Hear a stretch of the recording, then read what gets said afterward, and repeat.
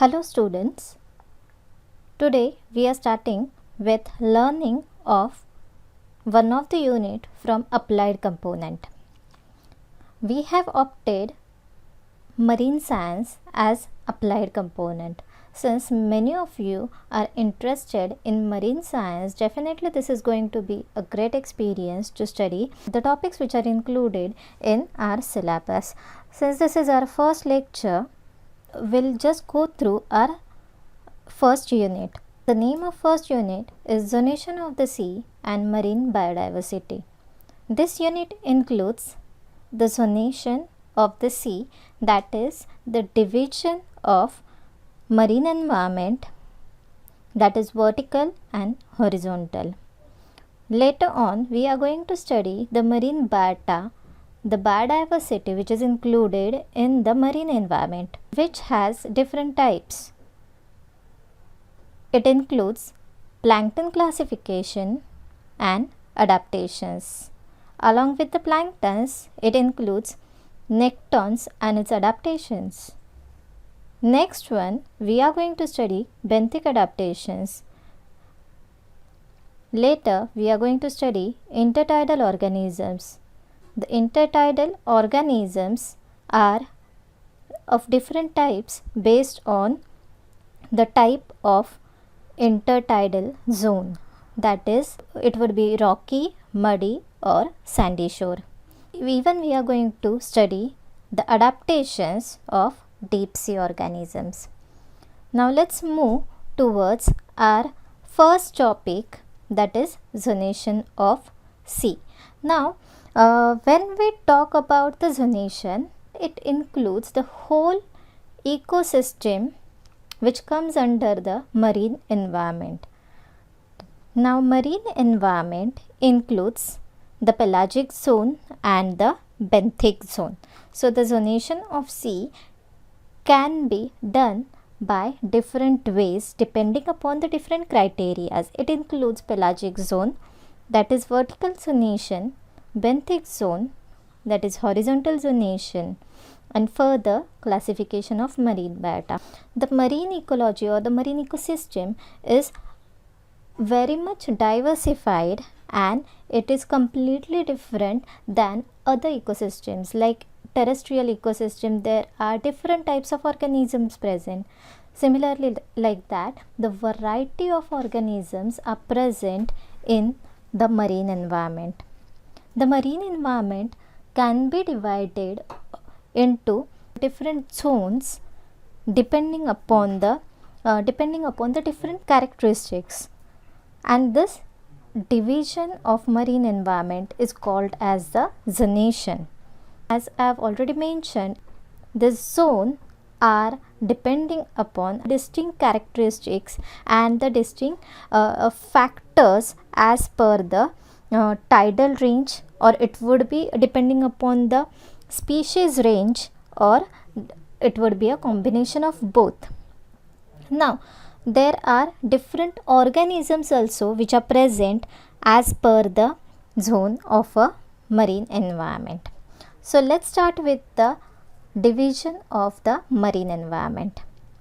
The two very much basic division of the marine environment is a benthic zone and the pelagic zone.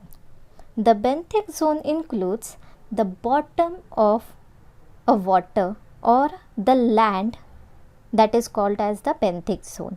The pelagic zone include the water body present in the marine environment. In this picture you can see or you can observe the brown color part is nothing but the land. It is called as benthic zone, and the water body which is colored with the blue and dark blue color, it is termed as pelagic zone. Benthic as well as the pelagic zone, which is very much basic part of the marine environment. Let's move further. There are different parts of the land which is covered by the water and which is not even covered by the water, and still it comes under the marine environment. So the division of this benthic area is called as the horizontal zonation. In picture you can see there are different parts and that can be horizontally differentiated from one another. That is why the zonation is called as the horizontal zonation of the benthic area of the marine environment. Now the benthic region includes seashore as well as the sea bottom. The sea bottom is the part which is covered with the water, and the seashore is the part which is covered with the water and which is not even covered with the water. Now this benthic zone, it extends downwards from along with the shore to the continental shelf out to the sea. The zonation of benthic region, it starts along the shoreline and it extends towards the continental shelf and up to the deep sea. These zones include the littoral zone, the sublittoral zone and the deep sea zone. So there are basically 3 zones of the benthic division, that is littoral zone, sublittoral zone and the deep sea zone. The first one is the littoral zone. This littoral zone is also known as intertidal zone.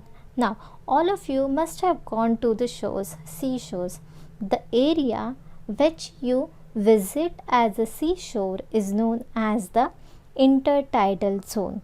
The basic characteristic of this intertidal zone or the littoral zone is the area or the land which comes in between the low tide mark and the high tide mark. Okay, this littoral zone extends up to 200 meters of a depth from the shoreline. It is the shallowest area of the marine environment. Now, when we call it as the intertidal zone, it means the zone or the land which lies in between the tides, that is in between the low tide and the high tide. It is exposed during the low tide and this land is covered with the water during high tide. So obviously there is the mostly changing environment of this area. This area shows the continuously changing environment, that is after every 12 hours there are tides, that is low tide and high tide. So continuously it remains covered with the water and after 12 hours again it is exposed to the sun. So there are different organisms which are present into this intertidal zone or the littoral zone. So here are some examples.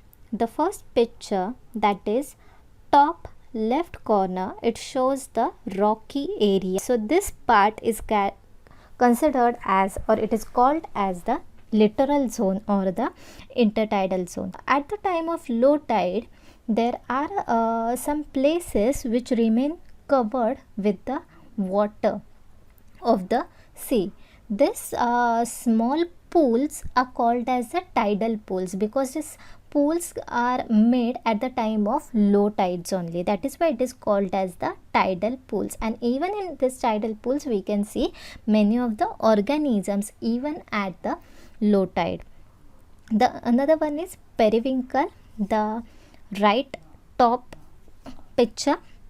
Then next one is the right bottom picture, gooseneck barnacles are there, and at left side you can see the fingernail limpet. So all these are present, all these are exist in the littoral zone of the marine environment. Again, some of the examples of the organisms which are found in the intertidal zone of a marine environment: the sea star, sea urchin, chiton, mussels, seaweeds. These are some of the examples which we can observe in the intertidal zone. Next zone is sublittoral zone. The sublittoral zone is nothing but the continental shelf. When we say a word shelf, it means a plain surface or a plain bottom. So even in the sublittoral zone, in this picture you can observe it is somewhat a straight or the flat surface. Okay, so the sublittoral zone includes the continental shelf of a bottom. It extends around 200 meters of depth, and this land, this continental shelf, is always covered with the water. There are no tides in this region. That is why it is always underwater. Okay. And we can see the most of the biodiversity present in this benthic region. Okay, most of the benthic life is present in this region. Some of the examples of an organisms which can found in the sublittoral zones are coral, sponges, brittle stars. Next one is the deep sea zone. Deep sea zone includes a little part of continental slope and a sea floor. A slope, obviously it is the inclined part. So here you can see the extremely inclined part of a benthic region. So it extends from 200 meters up to deep ocean floor. Now this deep sea zone is further divided into 3 regions, that is upper region, middle region and the lower region. Upper one is the bathyal zone, which is also known as the bathyal benthic zone. Next one is, or the middle one is abyssal zone, which is also known as abyssal benthic zone. And the lowermost zone is the Hadal zone, or also known as Hadal benthic zone.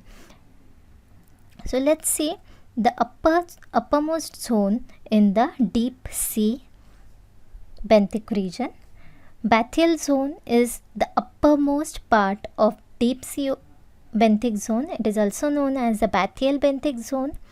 It includes the little of continental shelf and it extends up to the continental slope. It extends down to about 1000 meters up to 4000 meters.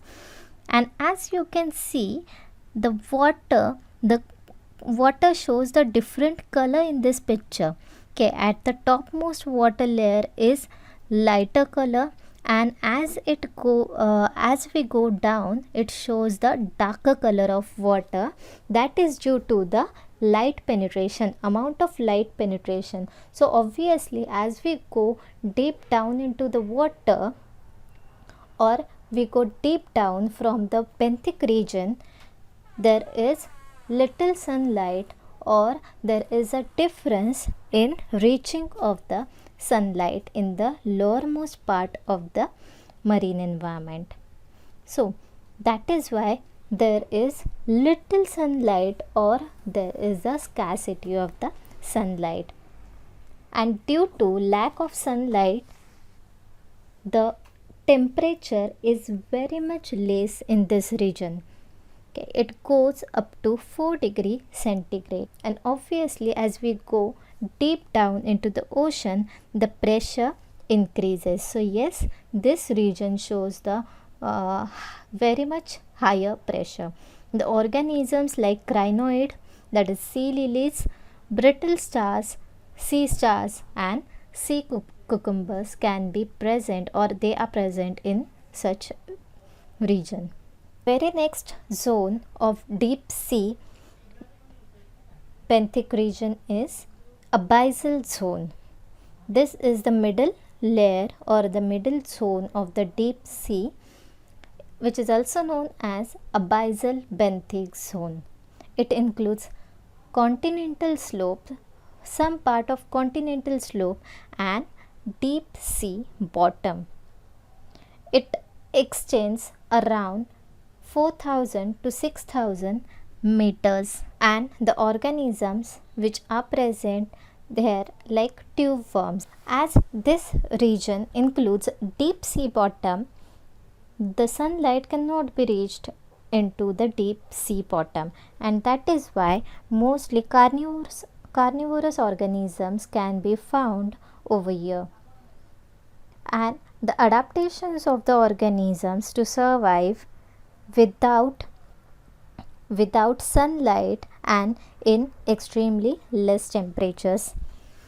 The last part or the bottommost part of the marine environment is huddle zone, which is the lowermost part, and it is also known as the huddle benthic region.